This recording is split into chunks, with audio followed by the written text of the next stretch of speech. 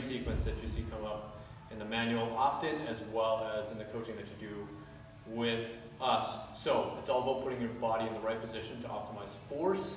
And a lot of times that's a neutral position, right? So especially in the spine, where there's a little bit of an inward curve in the low back, and then a little bit of an outward curve in the upper back, and then a little bit of an inward curve in the neck, right? So we want to optimize that, and we want to get that neutralized in order to optimally exert force and optimally brace through the body so that we can get the most out of our athletes for performance.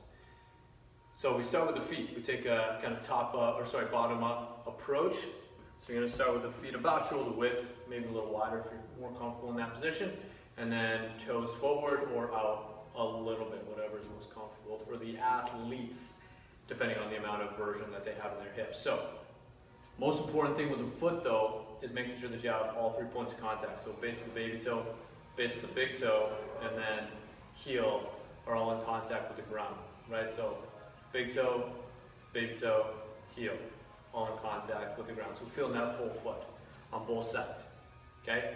Feel the full foot. Even distribution of weight between the two sides. Don't want to be too much in the left, don't want to be too much in the right. In an ideal world, you'd be about 50-50, right? Moving up towards the knees, you're going to try to screw the feet into the ground, and what that's going to do is point the knees out to the side a little bit. So knees might be in a little bit. You want to try to reach the seams of your pants out to the side, or reach the pockets out to the side, or screw the feet into the ground. Any one of those will suffice as far as a coaching cue. So again, screw the feet into the ground, try to rip the floor apart, take the seams of your pants out to the side, or try to reach your pockets out to the side. Okay? So that's step 2. So we did feet, full foot, and we said knees, reach the seams of your pants out to the side, and then we move up towards the hips. So you want to try to squeeze the butt, try to crush a walnut with your butt cheeks, and then you want to tighten up the belly. So imagine somebody's punching you in the gut. You can even go around to your athletes and just give a fake like karate chop to the belly, and they should get that sense of, okay, how would I prepare if I was going to take a karate chop in the belly? So butt tight by crushing one with the butt cheeks, and then belly tight by taking a punch or a karate chop in the gut. Next thing is just pulling the shoulder blades back. So just a gentle pull back between the shoulder blades, and the manual talks about retraction.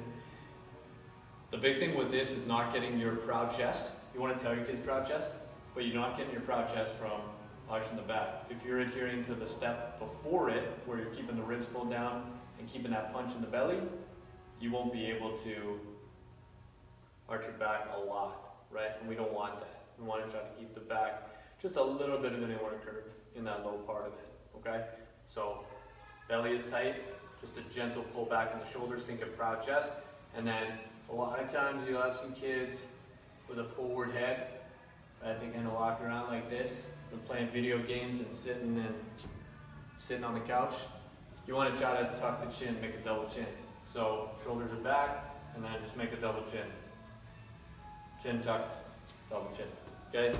So again, guys, feel the full foot, about shoulder width with the feet, even distribution of weight between the two sides, reach the seams out to the side, butt tight by crushing the walnut with the butt cheeks, take a punch in the gut, proud chest, and then double chin. And that's your bracing sequence.